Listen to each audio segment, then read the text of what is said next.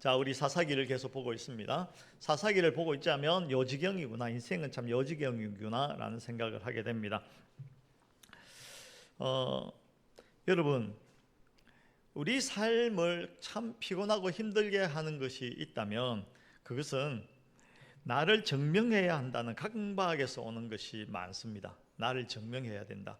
내가 어떤 존재인지, 내가 어떤 힘이 있는지, 내가 어떤 권세와 능력이 있는지를 증명해야 된다. 그래야 한다라는 강박이 참 우리에게 많이 있습니다. 직장 다녀도 그렇고요, 가정에서도 그래요. 가정에서도 그렇고, 심지어 신앙생활을 할 때도 내가 얼마나 쓸모 있는 존재인지, 얼마나 실력이 있는 존재인지를 보여주려고 애를 씁니다. 왜 그러냐면 세상의 법이 그렇기 때문에 그래요. 세상은 그렇습니다.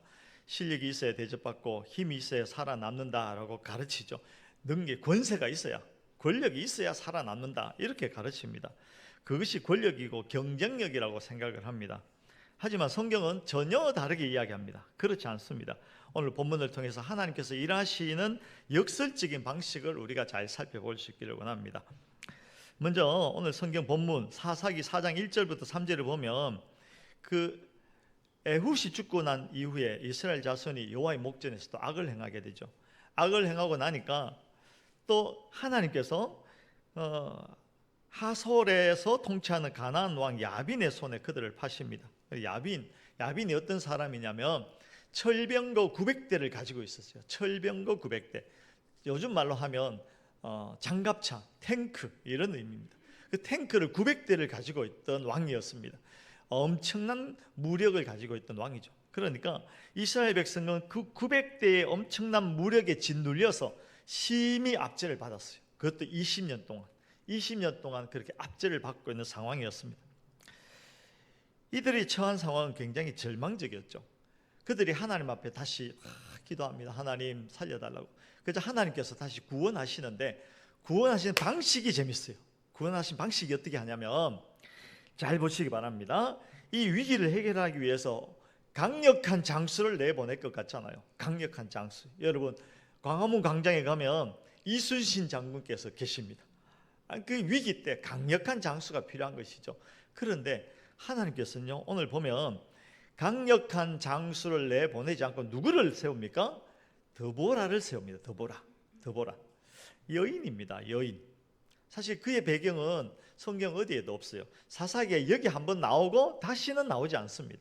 그러니까 그렇게 유명하거나 뭐를 많이 가지고 있거나 영향력 있는 사람이 아니었어요. 그냥 잠깐 이스라엘을 다스렸던 사사인 것이죠. 그런데 이 엄청난 전쟁에 하나님께서 엄청난 남자 장군을 앞세우지 않고 여자 드보라를 앞세우는 것입니다. 여기에 하나님의 방식이 있는 것입니다. 그 8절 9절을 이어서 보시면요, 바락이 그에게 이르되 만일 당신이 나와 함께 가면 내가 가려니와 만일 당신이 나와 함께 가지 아니하면 나도 가지 아니하겠노라. 무슨 말이냐면, 바락이 이스라엘 장군이거든요. 드보라가 바락에게 너는 가서 이제 저 900대의 전차와 장갑차와 탱크와 맞서서 이제 전쟁해라. 그러면 하나님께서 너에게 승리를 주실 것이다, 이렇게 이야기하셨어요. 그렇게 탁 선언을 했어요. 그런데 이 바락은 그 하나님께서 말씀하시면, 여러분, 하나님께서 말씀하시면 어떻게 하는 게 좋을까요? 아멘 하고 딱 달려나가면 되잖아요. 승리 주시겠다고 했는데. 근데 어떻게 하냐면 이렇게 한 것이죠. 드보라의 치마 자락을 붙들고 늘어지는 겁니다.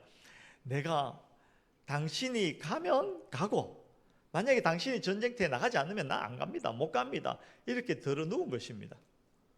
여러분, 이게 말이 됩니까? 당시의 지휘관 바락은 여인 드보라에게 의지하지 않고 내가 전쟁터에 나가지 않겠습니다, 못하겠습니다 라고 버티는 것입니다.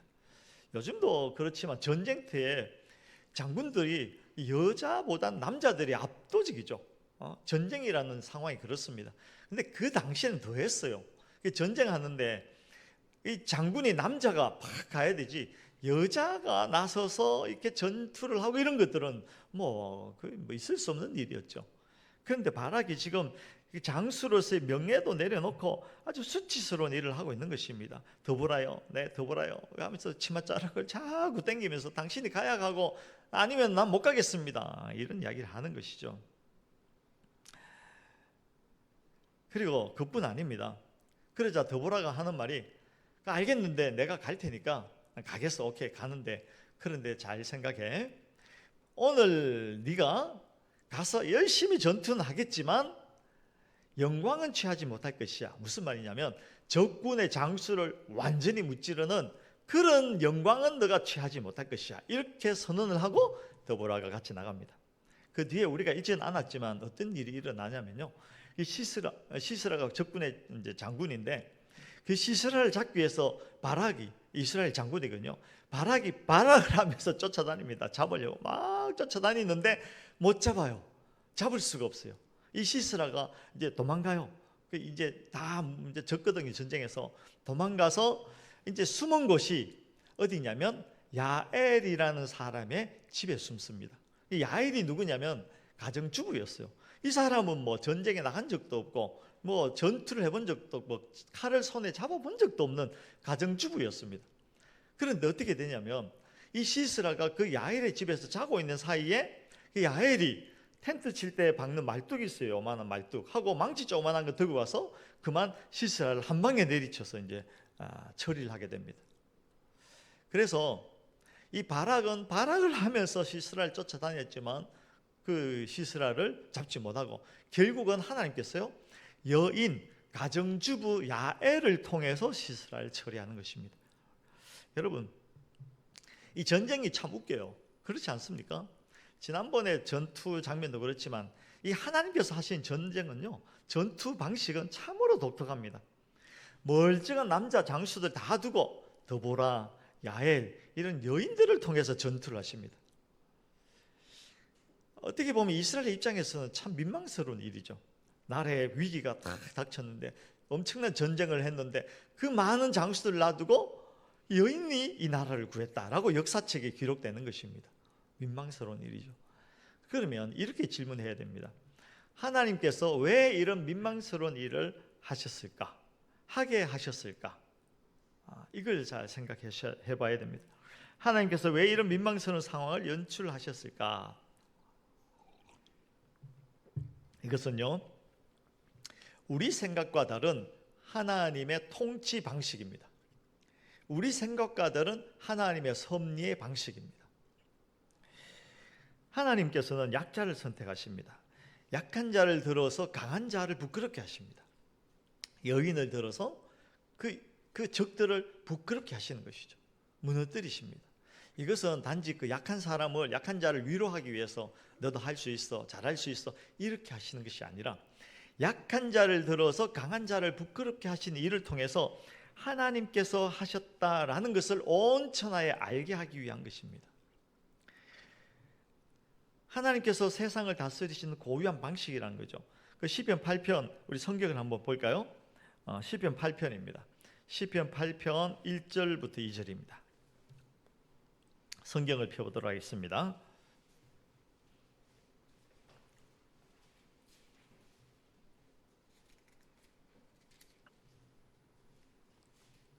시편 8편 1절 2절입니다. 두 절인데 제가 1절을 읽고 여러분들이 2절 읽어주시기 바랍니다. 시편 8편 구약 808쪽입니다. 제가 1절 읽습니다. 여호와 우리 주여, 주의 이름이 온 땅에 어찌 그리 아름다운지요, 주의 영광이 하늘을 덮었나이다.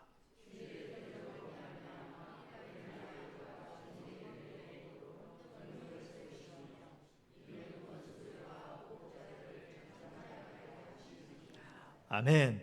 보면 1절에 하나님께서 정말 아름답다, 하나님의 영광이 하늘에 덮였다, 어마어마하다라고 그렇게 이야기를 하고 나서 2절에 왜 그러냐면 이유를 이야기합니다. 왜 그러냐면 주의 대적으로 말미암아, 원수들이 막 이제 전쟁을 걸어왔는데 어린 아이들과 젖먹이들의 입으로 권능을 세우시며, 그 원수들이 왔을 때 하나님께서 어린아이를 사용하시고 심지어 젖먹이를 사용해서 하나님의 권능을 세우셨다. 그들을 물리쳤다. 이 이야기입니다. 이것은 원수들과 보복자들을 잠잠하게 하려 하심이라. 하나님께서 하신 일은요, 그 전쟁, 엄청난 위기, 그 어려움 상황 속에서 하나님께서 일하시는 방식은 약한 자를 들어서, 어린아이들, 젖먹이들을 들어서 그 일을 하신다는 것입니다. 여러분 세상은 그렇지 않아요. 세상은 어떻습니까? 세상 살아보셨잖아요. 세상은요 탈취와 증명으로 이루어져 있는 것 같아요. 탈취하고 증명해야 돼. 나를 증명해야 됩니다. 한마디로 제로섬이죠. 제로섬 게임을 하는 것 같습니다. 내가 가지려면 남의 것을 뺏어와야 돼요. 뺏어와야 돼요.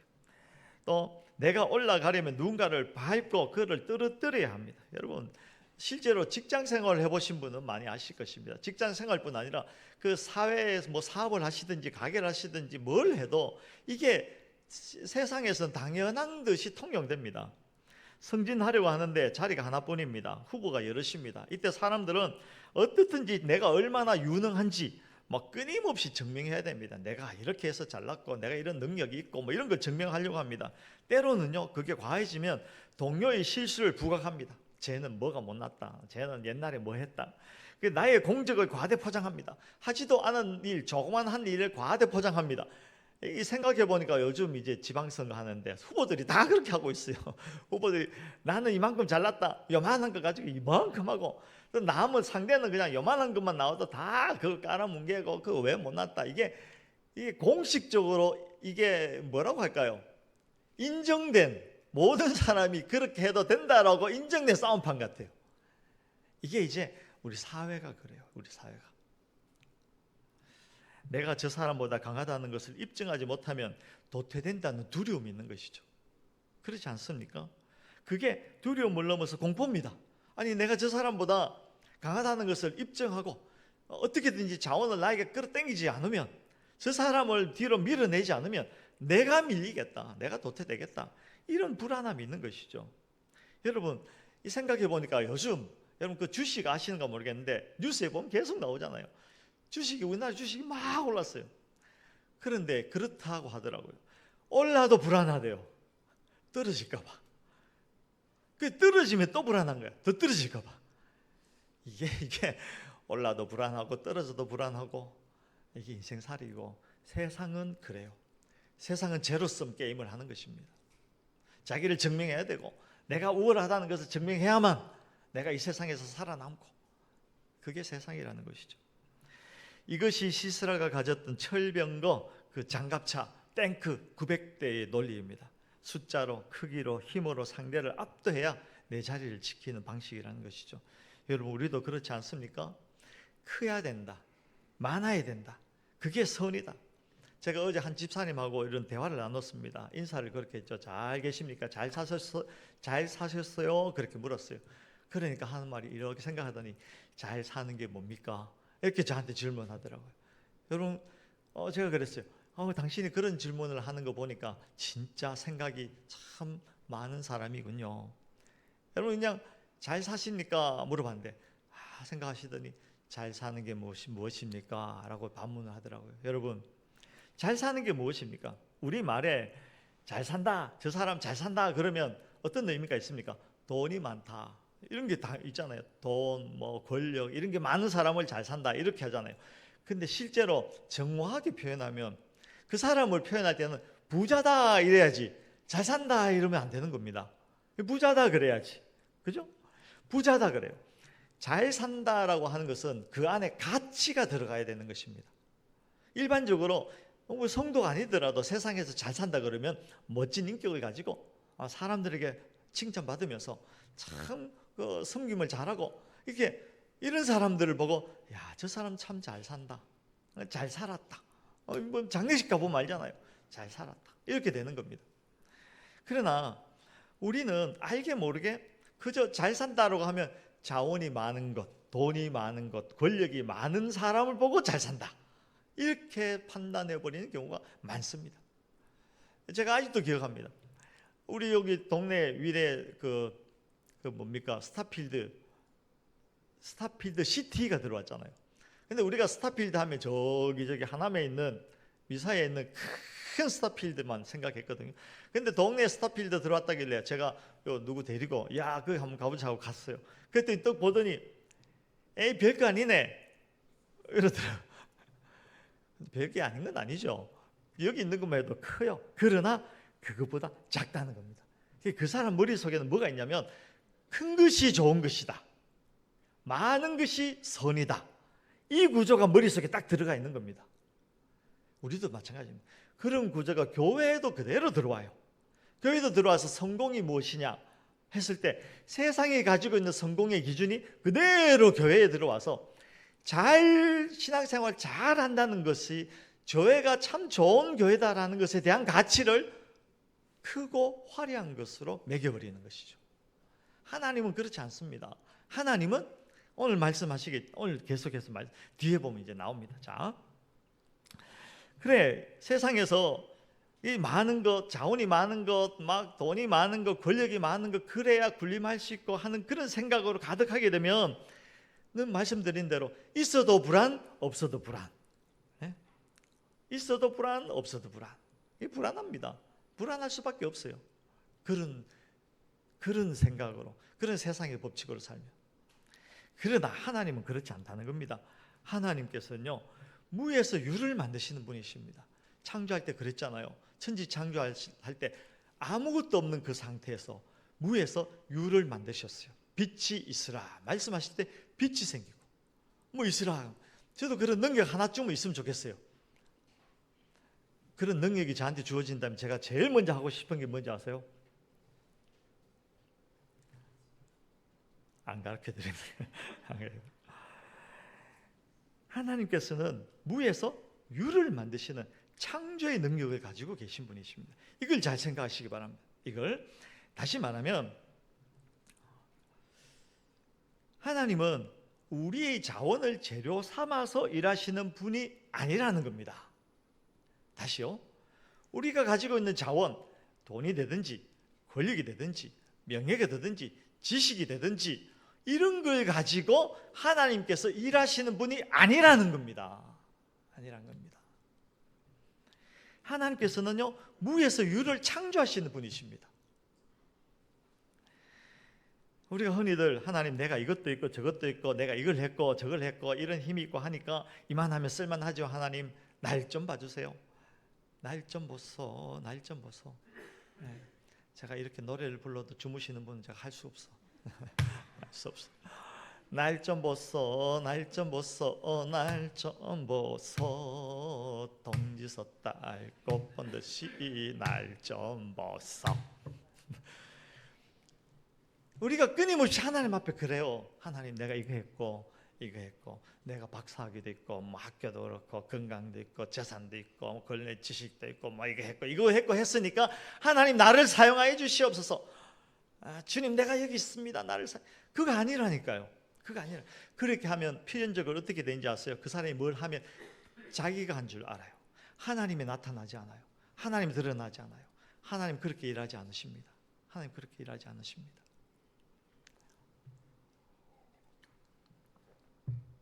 우리가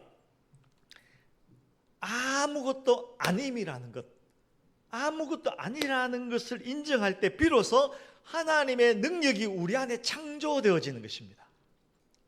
진짜 세상, 진짜 능력, 진짜 기쁨, 진짜 평안, 진짜 소망이 비로소 그 자리에서 우리 속에 창조되어지는 것입니다. 그게 신비이고 그게 비밀입니다. 성경에 보면 그런 이야기들이 수없이 많이 나와요. 수없이. 성경에 보면요, 그 부림의 여인이 자꾸 등장하잖아요. 그 부림의 여인이 왜 등장하겠습니까? 그 아이를 생산하지 못한 여인이 고통할 때 하나님 앞에 하나님 나는, 그러니까 부림의 여인이라는 것은 그 당시에 여인으로서 또 인간으로서 존재 의미가 없는 상태입니다. 그런 자가 하나님 앞에 엎드릴 때 하나님께서 거기에 생명을 창조하심으로 하나님께서 하셨다라는 것을 보여주는 것입니다. 기드온이 미디안하고 전쟁하려고 군사를 모았잖아요.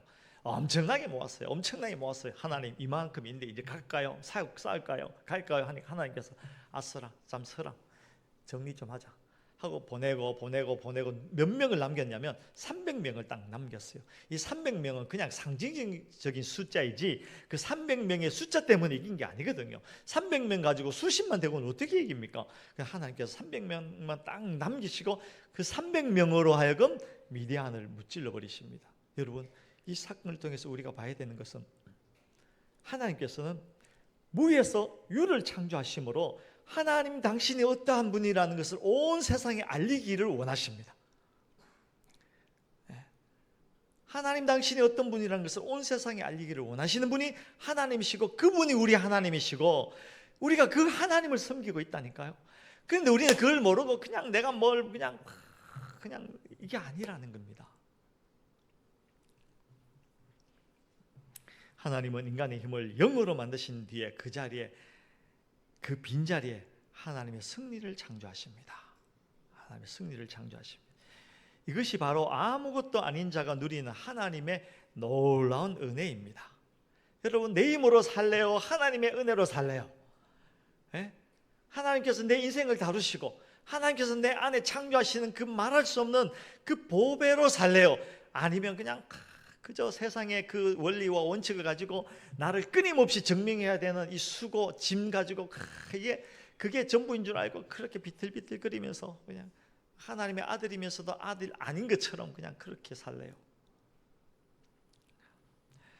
근데 이제 우리가 그렇게 되는 이유가 있어요. 뭐냐면 우리가 너무 유교적인 사고에 유교. 근데 유교 뭐 효 예를 들어 선생님 또 뭐 우리 어버이 주일 지났잖아요. 효 이런 걸 생각하는데 막 효를 하고 싶은데 뭐 좀 능력이 안 돼. 그래서 가져온 게 뭐냐면 지극정성으로 해라. 이렇게 가르친 겁니다. 능력이 안 되지만 네가 지성을 다해라. 뭐 정성을 다해라. 이렇게 가르친 겁니다. 그래서 만들어진 단어가 있죠. 지성이면 뭐다? 감천이다. 지성이면 감천이다. 감천, 하늘을 감동시킨다. 무엇으로? 나의 지성으로. 지성을 다해서 하늘을. 그걸 다르게 표현하면 우리가 뭔가를 하고 열심을 다하면 하나님도 내가 움직일 수 있다. 네. 여러분, 하나님은 창조주이고 우리는 피조물이고 누가 주인입니까? 하나님께서 주인이신데 그냥 우리가 하나님을 움직여 보려고 흔들어 내려고 지성을 다하는 거, 여러분 그게 아니라니까요. 그렇게 생각하는 이유는 옛날에 목사님들이 잘못 가르친 게 또 크긴 해요. 그냥 막 40일 금식기도 해보셨어요? 안 해보셨어요? 40일 금식은 안 해보셨겠지만 뭐 40일 작정기도 막 하면 그 작정기도 하면 되잖아. 그냥 하나님 앞에 간절히 구하는 거 오케이. 그런데 40일 딱 끝나면 하나님 해야 돼. 분명히 이렇게 하면 안 된다니까요. 그냥 나는 기도한 것이고 그 기도한 것이고 하나님 앞에 아랜 것으로 충분한 것이지, 내가 이만큼 했으니까 하나님께서는 분명히 해야 돼 라고 하나님 멱살 잡고 흔들면 안 된다니까요. 그거는 누가 주인인지가 헷갈리는 거예요. 누가 주인입니까? 하나님인가요? 난가요? 하나님이죠. 이게 이제 유교적 사고 때문에, 인간의 기본적인 종교심 때문에 그래요. 그러나 그렇게 하면요, 끊임없이 짐을 지고 사는 인생으로밖에 안 돼요. 돼도 불안하고 안 돼도 불안하고 그렇다니까요. 잘 모르겠으면 주식 해보세요. 올라도 불안하고 떨어져도 불안하고. 그게 아닙니다. 그게 아닙니다. 뭘 해야 되냐면 비우는 것입니다. 비우는 것입니다. 완전 반대죠. 주님, 나는 부족합니다. 나는 부족합니다. 나는 연약합니다. 나는 아무것도 아닙니다. 주님의 은혜가 아니면 나는 설 수가 없습니다 라고 고백하는 그 자리에 하나님께서 임하시고 하나님의 창조의 능력을 행하십니다. 무에서 유를 만드신다니까요. 내가 생각도 못했던 일이, 내가 상상도 아니했던 일이 그 자리에서 일어납니다. 하나님께서 무에서 유를 만드신다니까요. 그러니까 뭐 어떤 사람이 이래요. 그러면 열심히 하지 말라는 이야기인가요? 그게 아니고 열심의 목적이, 이유가 하나님을 흔들려는 것이 아니고 열심히 하는 이유가 나를 구원하신 은혜 때문에 감사해서 사랑으로 하는 것은 오케이. 그러나 그게 아니고 하나님을 움직여 보려고 지성이면 감천이라는 잘못된 생각으로 흔들어 보려고 하면 그거 안 된다니까요. 그거 아니라니까요. 열심히 하는 이유가 뭐다? 날 구원하신 은혜. 죽어버린 나를 구원하신 은혜 감사해서. 부모에게 효도할 때도 그렇지 않나요? 어버이날 부모한테 효도할 때 용돈 드리면서 10만 원 드릴 테니까 아시죠? 나중에 그 땅 제 겁니다. 그거 아니잖아요. 그거 아니잖아요. 낳아주시고 길러주신 그 부모의 은혜 감사해서 용돈 드리는 거지. 잘 생각하시기 바랍니다. 잘 생각하시기. 진짜 신앙은 그게 있는 것입니다. 우리 쏟고 있어요. 저는 진짜 여러분들이 진짜 신앙인으로 살면서 정말 세상에 줄 수 없는 기쁨과 평안과 소망이 무엇인지 알고 그것을 이 땅에서 누리면서 사시기를 원합니다. 그냥 짐지는 삶으로 고달파가지고 그냥 신앙생활의 짐이야 그냥. 그거 아니라는 겁니다.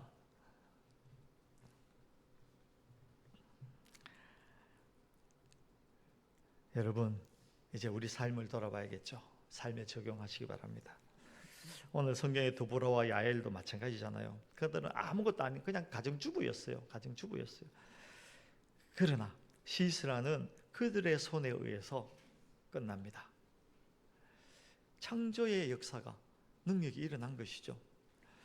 하나님께서도 오늘 우리에게 똑같이 말씀하십니다. 네가 얼마나 강한지 증명하려고 애쓰지 마라.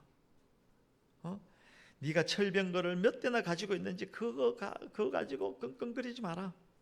오히려 내가 아무것도 아니라는 것을 인정하고 나에게 항복해라. 그러면 내가 너의 삶에 나의 평안과 나의 승리를 창조하겠다. 이것이 기독교의 역설입니다. 내가 죽을 때 주님이 사시고 내가 약할 때 주님의 강함이 온전해지는 것입니다. 그것이 예수 그리스도잖아요. 예수 그리스도 십자가가 바로 그것입니다. 이스라엘의 사사기 내내 반복하는 게 뭔지 아세요? 그렇게 해서 하나님 구해주시면 조금 시간 지나면 이 사람들이 또 세상 사고로 빡 돌아가서 군사 모으고 돈 모으고 땅 모으고 재물 모으고 합니다. 왜냐하면 세상 구조가 그렇다니까요. 그저 그것을 모아서 내 힘을 막 모으고 권력을 권세를 가져야만 안전하다라고 세상이 자꾸 가르치는 거예요. 그게 필요 없다는 이야기는 아닙니다. 필요하죠. 그러나 그것이 나를 지킬 수 있다라고 착각하는 것입니다. 평화의 시대에 그래요. 그러나 하나님께서는 그렇지 않다. 짐을 내려놓아라. 여러분, 그게 얼마나 짐스러운 것입니까? 나를 증명해야 되고 막 애써야 되고 막 해야 되겠죠. 그게 얼마나 짐스러운 것입니까?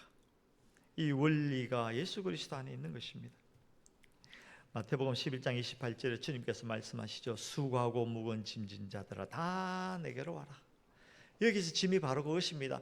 내가 나를 증명해야 하는 고달픈 인생.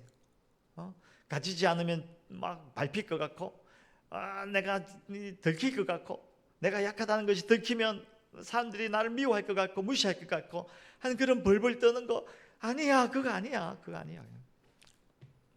세상은 끊임없이 우리에게 요구합니다. 너 가치를 증명해라. 남보다 앞서라. 힘을 가져야 무시당하지 않는다.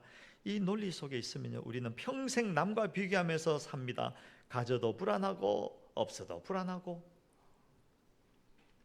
이기면 교만해지고 지면 비참해지고 쉴 틈이 없어요. 예수님의 방식은 죽음으로 살리는 창조의 역설입니다. 예수님께서 이 인생들의 짐을 해결하기 위해서 큰 칼을 가지고 오시지 않으셨어요. 오히려 가장 무력한 모습으로 십자가에서 죽으셨습니다. 세상의 눈으로 볼 때는 십자가는 완벽한 패배입니다. 힘이 없어서 죽은 것처럼 보입니다. 그러나 성경은 그것이 진짜 승리라고 이야기하지 않습니까? 그렇죠? 세상은 예수를 죽여서 치워버렸다라고 생각하지만 하나님은 그 죽음을 통해서 죄의 권세를 깨뜨리고 부활의 생명을 창조하셨습니다. 이것이 바로 하나님만이 하실 수 있는 창조의 능력입니다. 창조의 능력입니다. 우리는 그 하나님의 자녀들입니다. 그러므로 우리가 살면서 무력감이 들고 우리가 살면서 실패했구나, 나는 너무나 보잘것없다, 큰일 났다라는 생각이 들 때 그렇게 생각하지 마시고 오히려 내가 낮아지고 형편없는 존재라는 것이 드러날 때 하나님께서 내 인생 가운데로 들어오실 수 있는 통로가 열리는구나. 여러분, 우리가 교만해 있을 때는 내 능력을 의지할 때는 하나님께서 역사할 틈이 없어요. 오히려 내가 낮아지고 아무것도 아닌 존재라는 것이 드러날 때 하나님께서 내 인생 가운데 들어오셔서 창조의 능력을 행하십니다. 내 힘의 논리를 버리고 예수 승리의 원리가 들어가는 통로가 되는 것이죠.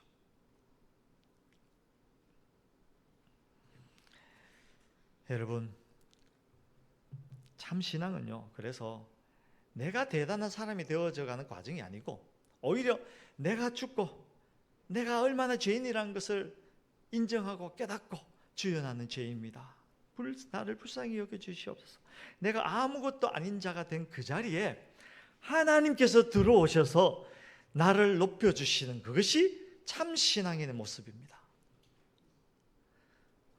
다시요, 참 신앙인은 내가 나의 자원으로 물거려 모아서 나를 높여서 하나님 앞에 내가 이만큼 했습니다라는 것을 드러낼 때 그것이 아니고, 내가 낮아져서 나의 죄됨과 나의 연약함과 나의 불쌍함을 하나님 앞에 엎드려 인정하고 고백할 때 하나님께서 비로소 내 인생 가운데로 들어오셔서 내 안에 창조의 능력을 행하십니다. 그것이 참 신자의 삶입니다. 빌립보서 2장 7절이죠. 어디 찾아볼까요? 성경 에베소서 빌립보서입니다. 신약 성경 319쪽입니다. 빌립보서 2장 7절에서 9절. 빌립보서 2장 7절에서 9절. 신약 성경 319쪽입니다.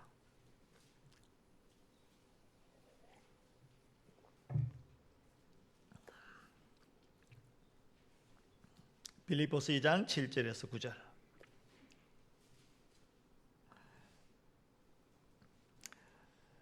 교독합니다. 오히려 자기를 비워 종의 형체를 가지사 사람들과 같이 되셨고,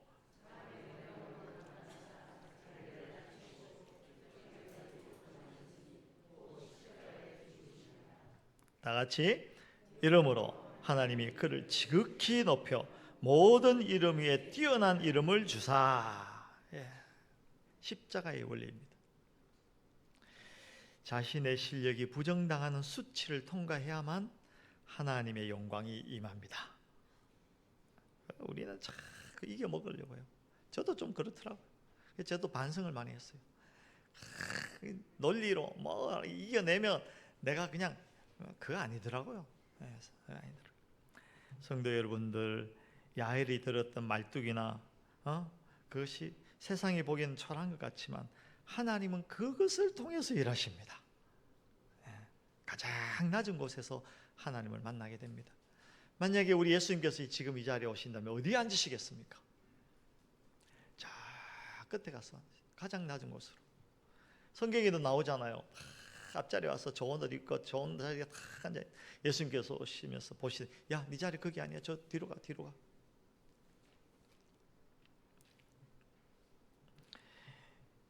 여러분들이 지금 겪는 아무것도 할 수 없는 시간은 그저 버려진 시간이 아닙니다. 하나님이 당신의 권능을 채우기 위해서 당신의 손에서 힘을 빼는 비움의 시간입니다. 고민과 번민의 시간이 있을 수 있죠. 저도 참 고민이 많아요. 제가 이렇게 폭삭 늙지 않았어요. 제 나이 아직도 요즘 폭삭 사갔죠? 안 사갔어요? 제가 거울 보면 놀래요. 그래서 제가 어제 딸 보고 그랬어요. 뭘 찍어 바르고 있길래 딸아, 나도 그런 거 좀 줘라. 요즘 거울 보니까 폭삭 사갔다 야. 코로나 지나면서 사갔어요. 고민이 너무 많아요. 번민했어요. 하나님 어떻게 합니까? 한국교회 또 우리 교회 어떻게 합니까? 이런 방법 저런 방법 이거 모이면 맨날 그 이야기하고 고민하고, 그리고 하는데 설교를 준비하면서 고민하지 말고 하나님 앞에 엎드려라. 그 엎드려서 내가 이런 방법 저런 방법 막 그 고민하지 말고 먼저, 주여 나는 아무것도 할 수 없는 연약한 존재입니다. 하나님께서 내 인생 가운데 우리 교회 가운데 들어오셔서 하나님께서 일하시옵소서. 기도해라. 그 생각이 들더라고요. 여러분, 우리 기도합시다. 그저 하나님 앞에 엎드려, 왜 이런지 모르겠지만, 왜 이런 일이 일어난지 나도 모르겠지만 이 상황에 우리가 할 수 있는 것이 아무것도 없습니다. 하나님, 내 인생 가운데 오셔서, 우리 교회 가운데 오셔서 하나님 우리를 불쌍히 여겨 주시옵소서. 이렇게 기도하시기 바랍니다. 우리 같이 기도합시다.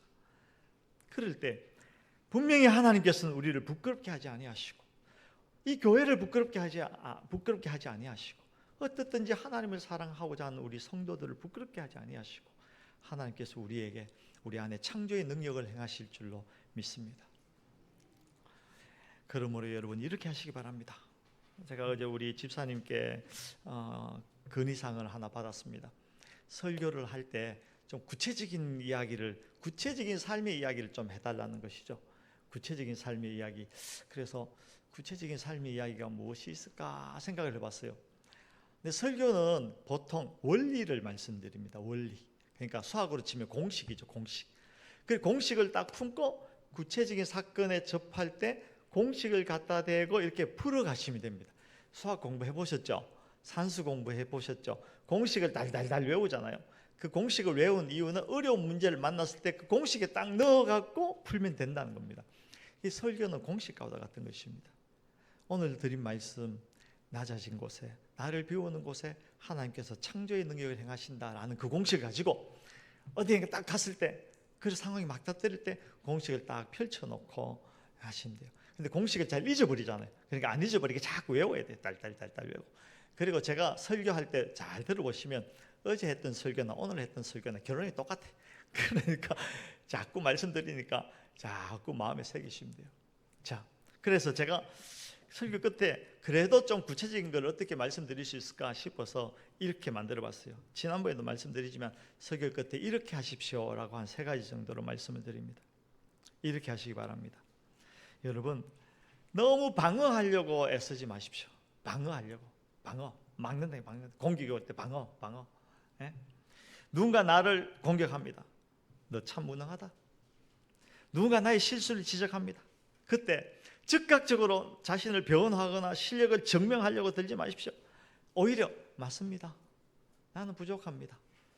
참 모자라죠. 그래서 하나님의 은혜가 필요한 사람입니다. 그렇게 인정하십시오. 내가 나를 지키려는 손길을 멈출 때 하나님의 손이 나를 보호하십니다. 그러니까 너무 방어 안 해도 돼요. 너무 방어 안 해도 된다니까요. 그냥 아이고 미안합니다, 아이고 죄송합니다 하면 돼요. 나는 보잘것 없습니다 하면 돼요. 잘못했군요. 그 한마디면 끝나는 겁니다. 아이고 제가 모자라 바보 같아서 죄송합니다. 그럼 끝나는 겁니다. 그러면 하나님께서 아십니다. 그리고 두 번째로는 힘을 빼고 허허허 웃어주시기 바랍니다. 완벽을 요구하는 치열함은 사람을 질식시킵니다. 웃음은 내 한계를 인정하고 상대를 용납할 때 나오는 겁니다. 그게 안 웃어져요. 잘 안 웃어져요. 내가 얼마나 부족하다는 것을 알고 그렇지, 진짜 그렇지 하고 상대를 용납할 때 그럴 수 있지 할 때 허허허 웃음이 나오는 것이죠. 그럴 수 있지. 허허. 우리가요 애기들을 보고는 잘 웃어줘요. 애기들이 그러면 웃는 건 고사하고 막 귀여워 죽겠어. 애가 가다가 엉뚱하게 막 뭘 해도 귀여워 죽잖아요. 근데 이게 애가 자라가지고 크면 이제 우리가 다르게 보게 되고 용납을 잘 안 하는 거야. 그럼 웃음이 안 나오죠. 근데 여러분 그렇지 않습니다. 우리는 다 부족하고 연약한 존재들입니다. 그러므로 스스로의 한계를 인정하고 또 상대를 용납할 때 허허허 웃을 수 있어요.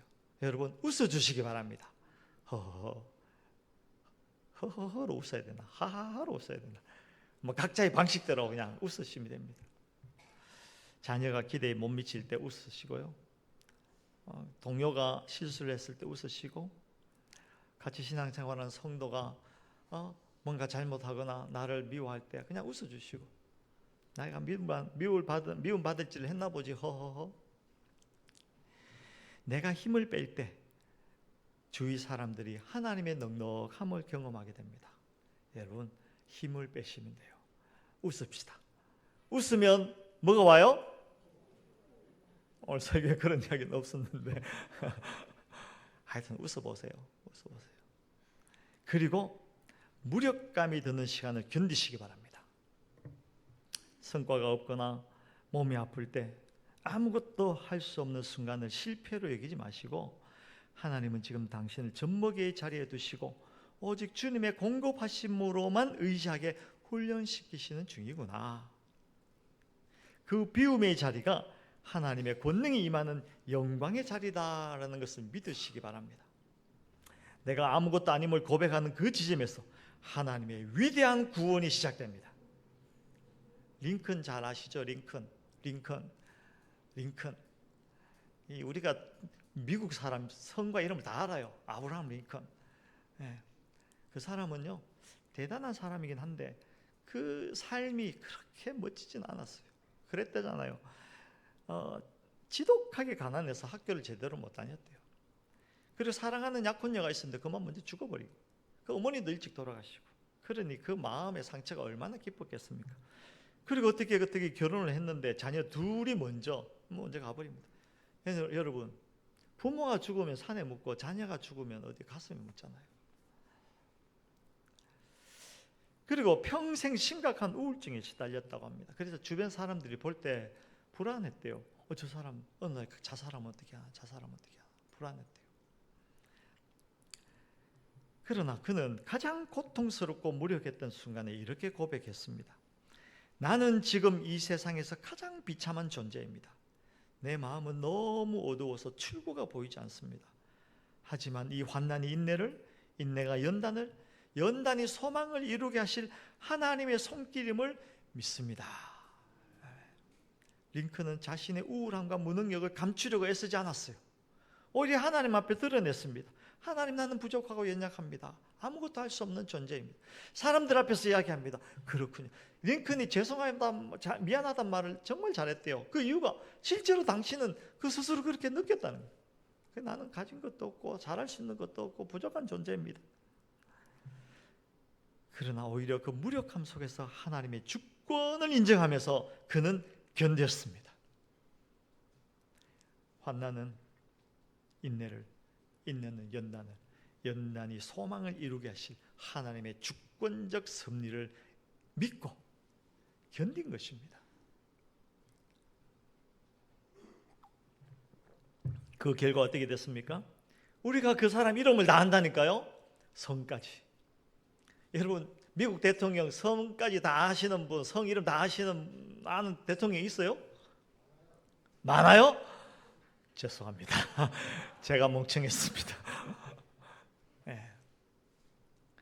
그런 대통령이 된 것입니다. 노예 해방했잖아요. 남북전쟁은 승리를 이끌었잖아요. 그의 비참함은 하나님의 권능이 머무는 자리가 되었던 것이죠. 여러분, 이번 한 주간 이 역설적인 평안과 영광을 누리시기 바랍니다. 앞으로 남아있는 세월 동안 여러분, 나를 증명하려고 애쓰는 시간 그거 말고 하나님 앞에 나가서 나는 부족합니다. 나는 연약합니다. 나는 참으로 보잘것없는 존재입니다. 고백하는 그 시간 하나님께서 당신의 인생 가운데로 들어오십니다. 찬양하겠습니다.